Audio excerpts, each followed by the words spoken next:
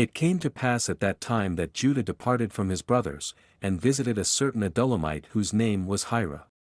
And Judah saw there a daughter of a certain Canaanite whose name was Shua, and he married her and went in to her. So she conceived and bore a son, and he called his name Er. She conceived again and bore a son, and she called his name Onan. And she conceived yet again and bore a son, and called his name Shelah. He was at Chezib when she bore him.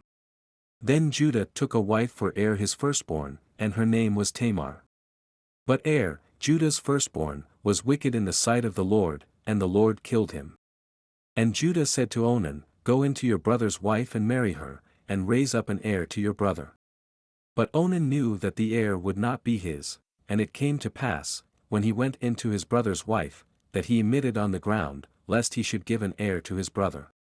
And the thing which he did displeased the Lord, therefore he killed him also. Then Judah said to Tamar his daughter-in-law, Remain a widow in your father's house till my son Shelah is grown. For he said, Lest he also die like his brothers. And Tamar went and dwelt in her father's house. Now in the process of time the daughter of Shua, Judah's wife, died, and Judah was comforted, and went up to his sheepshearers at Timnah, he and his friend Hira the Adullamite.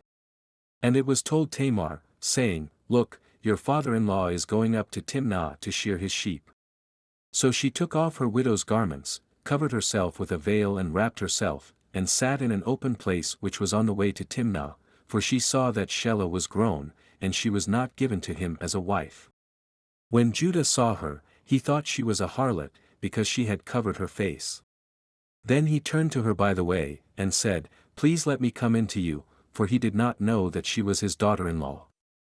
So she said, What will you give me, that you may come in to me?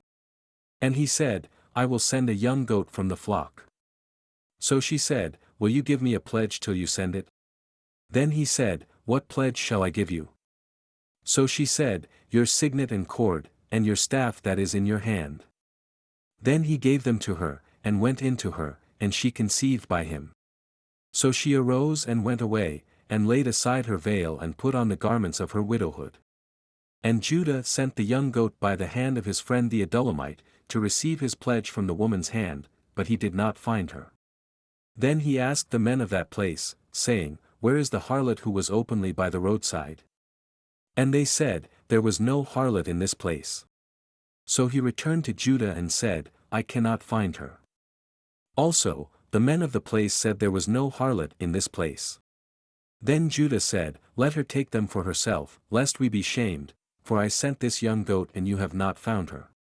And it came to pass, about 3 months after, that Judah was told, saying, Tamar your daughter-in-law has played the harlot, furthermore she is with child by harlotry. So Judah said, Bring her out and let her be burned. When she was brought out, she sent to her father-in-law, saying, By the man to whom these belong, I am with child. And she said, Please determine whose these are the signet and cord, and staff. So Judah acknowledged them and said, She has been more righteous than I, because I did not give her to Shelah my son. And he never knew her again. Now it came to pass, at the time for giving birth, that behold, twins were in her womb.